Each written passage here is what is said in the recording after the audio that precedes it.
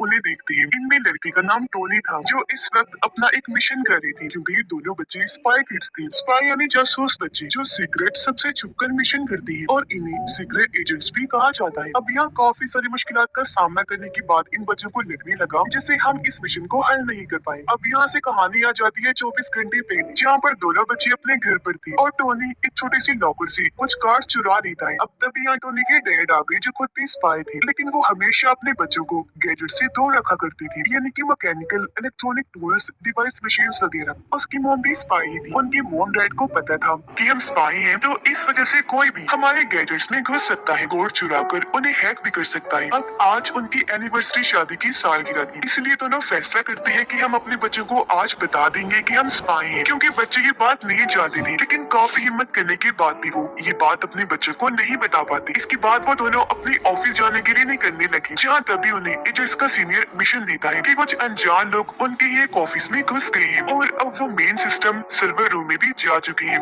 आज का उनका मिशन उन अनजान लोगों को मार गिराना है। अब यह टोनी के डैड के पास एक घड़ी थी जिसमें एक ऐसा एक्सेस कंट्रोल था कि उसकी मदद से किसी भी टेक्नोलॉजी में वो घुस सकती थी, फिर चाहे दुनिया की कोई भी जगह हो और वहाँ कैसा भी कोड हो, ये उसे क्रैक करके तोड़ सकती थी और कोड करके बदल कर खत्म भी कर सकती थी। अब टोनी के डैड के पास जिस तरीके का खास खुफिया कोड था उसका नाम आर्मागेडन था। ये लोग स्पाई वाले रुकने वहाँ जाते हैं। अपनी महारतों से वो शानदार लड़ाई करके इन्होंने 4 लोगों को तो मार दिया, लेकिन तभी इन्हें याद आया कि ये 5 लोग थे, तो 5वां कहाँ गया। इनका ये सोचना ही था कि ऊपर से छत तोड़कर एक रोबोट वहाँ आकर गिरता है। ये रोबोट असल में या टोनी के डैड की वो घड़ी चुराने आया था जिसमें आर्मागेडन कोड था, जिसे चुराकर वो यहाँ से भाग जाता है। स्कूल में टोनी जबरदस्त मैच खेलकर जीत जाता है, जहाँ उसे हर गेम की पहली स्टेज का कंट्रोल मिल गया था, यानी जब भी कोई नई गेम आएगी उसकी पहली स्टेज को सबसे पहले टोनी खेला करेगा। अब यह टैब में टोनी सब बच्चों को किंग नाम के एक गेम मेकर से मिलवाता है जो बहुत शानदार मुश्किल गेम्स बनाया करता था। हाल ही में उसने एक बहुत ही अच्छी गेम बनाई थी जिसका नाम हाई स्कोर रोबोट। जिसने टोनी के डैड की घड़ी चुराई थी वो उस घड़ी को किंग को लाकर दे देता है, क्योंकि ऐसा करने को उसे किंग ने ही कहा था। लेकिन अब जब किंग घड़ी को चेक करता है तो उसे पता चला कि ये घड़ी अभी अधूरी है, क्योंकि फिलहाल इसमें आर्मागेडन का आधा कोड नहीं है बल्कि वो तो कहीं और ही है। टोनी और उसकी बहन फैसला करती है कि रात को 12 बजे हम गेम खेलेंगे, तो इसलिए 12 बजने से थोड़ी देर पहले ये बड़ी मुश्किल से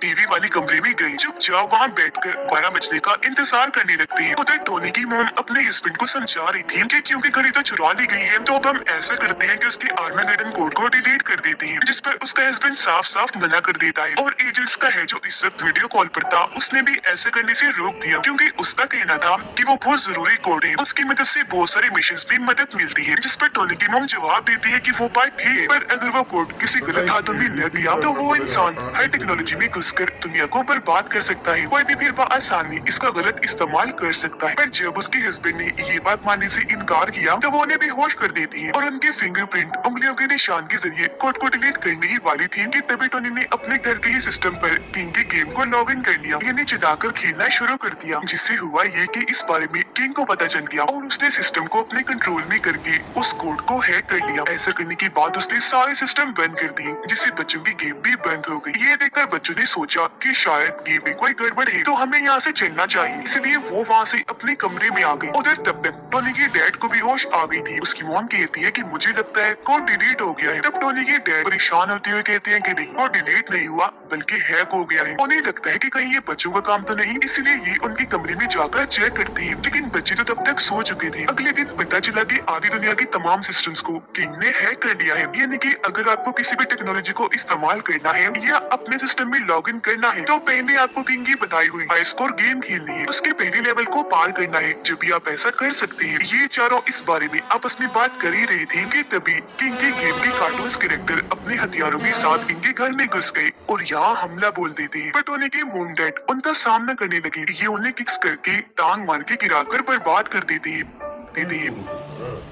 इसी बीच टोनी की बहन दरवाजा खोल देती है और ये चारों बाहर आए, जहाँ इनकी मॉम बताती है कि हम यहाँ से मिशन पर जा रही है और तुम्हें एक सेफ हाउस में भेज रही है जो हर 89 में फौज जगह है तुम्हारी लिए। ये कहकर इनकी मॉम डैड ने बेसमेंट की सीक्रेट जगह का दरवाजा खोला। जब ये सारे अंदर गए तो वहाँ अलग अलग किस्म के गैजेट्स पड़े हुए थे, जिनमें ऑटो बाइक्स, ऑटो कार शामिल थी जो काफी मॉडर्न टेक्नोलॉजी लग रही थी और ये अपने कंट्रोल में करते ही खुद ब खुद चलती थी। अब बच्चे छोटी सी ऑटो कार में बैठ जाते हैं। इनकी मॉम समझाती है कि जब तक हम मिशन से वापिस नहीं आ जाते, तुम्हें वही रहना है और वहाँ की जो खास चीज है उसकी हिफाजत करनी है। उस जगह तुम्हें कोई खतरा नहीं है। मैं भी बार बार तुम्हारी लोकेशन को ट्रैक करती रहूंगी, ये चेक करने के लिए कि तुम किस वक्त कहाँ हो। इतना कहते ही टोनी की बहन बटन दबाती है और ये बच्चे यहाँ से निकल गए। तब उनकी मॉम डैड भी पीछे गाड़ी से आ रही थी। अब किंग की गेम की कार्टून्स ने बच्चों की ऑटो कार देख ली थी, इसलिए वो इनका पीछा करती है। इन कार्टून्स में बहुत सारे स्केलेटन्स ढांचे भी शामिल थे। अब यहाँ कार काफी तेजी से आगे बढ़ रही थी। टोनी की बहन कार के सिस्टम को अपने कंट्रोल में करके इसे खूब मजे से चला रही थी। फिर आखिर सब कार्टून्स को चकमा देने के बाद ये उस जगह पर पहुंच जाते हैं जहाँ सेफ हाउस है। दरवाजे पर जैसे ही गए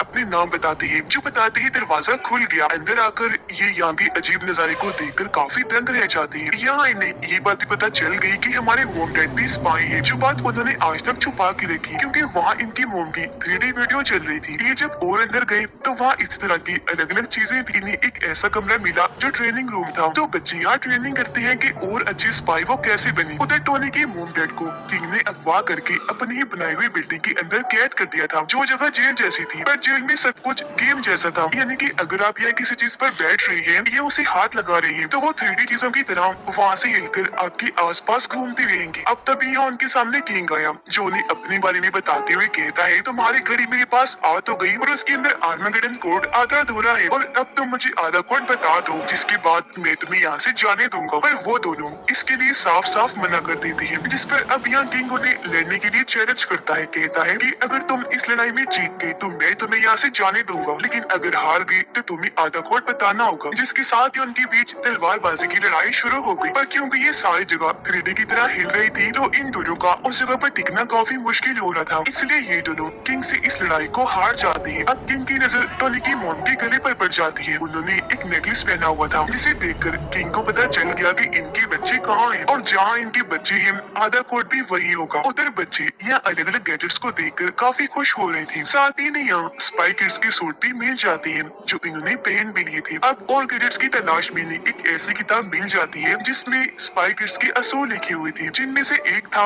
एक अच्छा स्पाई हमेशा झूठ बोलता है। पर ये बातें टोनी की बहन को पसंद नहीं आती। वो कहती है कि नहीं, झूठ बोलना गलत बात है, अच्छा स्पाई कभी भी झूठ नहीं बोल सकता। अब तभी यहाँ कुछ लोग आ गए जो असल में एजेंट्स का ग्रुप था। वो लोग यहाँ अपने बारे में हालांकि बताते भी हैं, लेकिन क्योंकि बच्चे काफी डरे हुए थे इसलिए वो दरवाजा नहीं खोलते, जिस पर एजेंट्स दरवाजा तोड़कर ही अंदर घुस आए। इसलिए दोनों बच्चे अलग अलग तरह से उन्हें परेशान करने लगे, यहाँ तक कि गैजेट की मदद से वो एजेंट्स को मारते भी हैं। पर थोड़ी ही देर में बच्चों को पता चल गया कि सच में एजेंट्स ये जो इन दोनों बच्चों को ही अपने साथ अपने बेस पर ले जाने के लिए आए थे। तो अब बच्चे इनके साथ बेस पर आ जाते हैं, जहाँ पर ये बाहर खड़े खास किस्म के गैजेट को देखते हैं, जो पानी में शिप की कश्ती की तरह चल भी सकता था और प्लेन की तरह हवा में उड़ भी सकता था। अब दोनों बच्चे एजेंट्स के हेड से मिले, जो इन्हें बताता है कि मैंने आप लोगों को यहाँ इसलिए बुलाया क्योंकि हम अपने सिस्टम में लॉगिन नहीं कर पा रहे। वजह यह है कि वहाँ किंग की हाई स्कोर गेम चल रही है जिसे हम पार नहीं कर पा रहे। अब बच्चे को गेम खेलने लगे और पहली बार में इस लेवल को पार कर लेते हैं, जिससे सारे एजेंट्स फौरन अपने अपने सिस्टम में लॉगिन कर लेते हैं।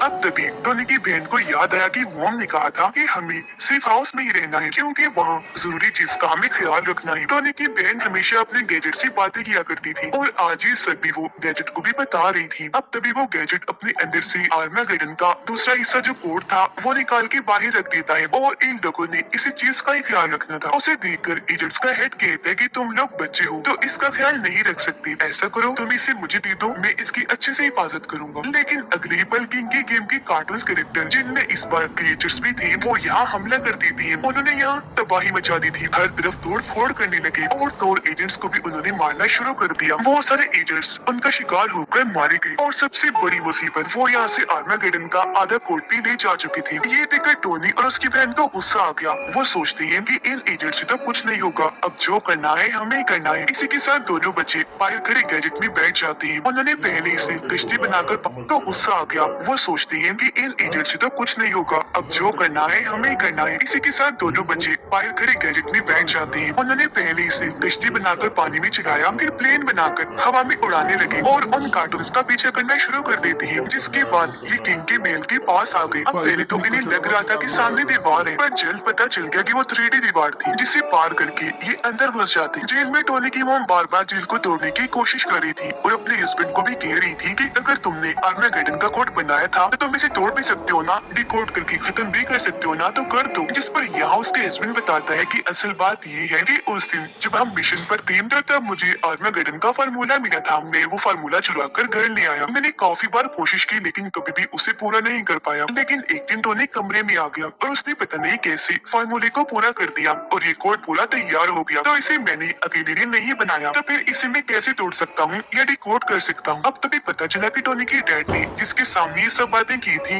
वो उसकी वाइफ नहीं थी बल्कि किंग था, जिसने उसकी वाइफ पर रोप लेकर ये सारी बातें उगलवा ली थी। और अब वो असली वाली टोनी की वोम को यहाँ लाता है जिसे वो यहाँ से ले गया था और कहता है कि इसका मतलब अब मुझे तुमसे कोई मतलब नहीं बल्कि तुम्हारे बच्चों से। अब बच्चे भी इस महल में आकर यहाँ वहाँ घूम रहे थे। इधर गेम्स के कार्टून्स और क्रिएचर्स भी थे जिन्हें देखकर ये दोनों पिलर के पीछे छुप गए। लेकिन तभी क्रिएचर्स इनकी आवाज सुन लेते हैं और वो पिलर को तोड़कर इन पर हमला करने लगे। ये देखकर टोनी अपनी बहन को लेकर पुल से कूद गया, लेकिन नीचे गिरने से पहले ये गैजेट की मदद से वहाँ लटक गई, जिसके बाद ही ऊपर आ गई और सही सलामत अपने मोम डैड के पास आ जाती है। इनके मोम डैड बच्चों को स्पाई किड्स वाले रूप में देखकर काफी खुश हो जाते हैं और इस बात से भी कि आखिर हमारे बच्चे को भी पता चल गया है कि हम भी स्पाई हैं। हमारे बच्चे किसी हीरो से कम नहीं जो इतनी सारी मुश्किलात का सामना करके आखिर महल में घुस ही गए। और अब अगर इन लोगों को आर्मागेडन के कोड को पूरी दुनिया में फैलने से रोकना है तो इन्हें सबसे पहले किंग को रोकना पड़ेगा। यहाँ टोनी के मोम डैड कहते हैं कि अब हमें अपने सबसे पहले मिशन की तरह काम करना पड़ेगा जो हमारा कामयाब बेहतरीन मिशन था। टोनी की बहन पूछती है कि आखिर उस मिशन में ऐसा क्या था, जिस पर वो दोनों बताते हैं कि सालों पहले हमने एक ऐसे इंसान को रोका था जो किंग की तरह पूरी दुनिया को तबाह करने वाला था। हम उसके बेस पर गए, वहाँ तबाही मचाई, फिर उसकी पूरी टीम को मार डाला। ऐसा करने के बाद हमने उसके सिस्टम को हैक किया और फिर आखिर में पूरी बिल्डिंग को ही उड़ा दिया, जिसके बाद ही दोनों की टीम्स बनाकर वहाँ से निकल गई। किंग को रोकने के लिए टोनी और उसकी बहन उस जगह पर आ गई जहाँ मेन सर्वर सिस्टम रखा हुआ था। टोनी कहते हैं कि अगर हमने इस सिस्टम को बदल दिया तो हम आर्मागेडन के आधे कोड को भी तोड़ देंगे, जिससे वो वायरस जिसे किंग पूरी दुनिया में फैलाना चाहता है वो फैलने से रुक जाएगा। और ऐसा करने के लिए जाहिर है हमें इसमें लॉग इन करना है, जिसके लिए किंग के गेम को खेलना पड़ेगा। अब हालांकि उसकी बहन ने ऐसा करने से उसे मना भी किया, लेकिन आखिर वो इस गेम में आर्मागेडन का बचा हुआ आधा कोड डालकर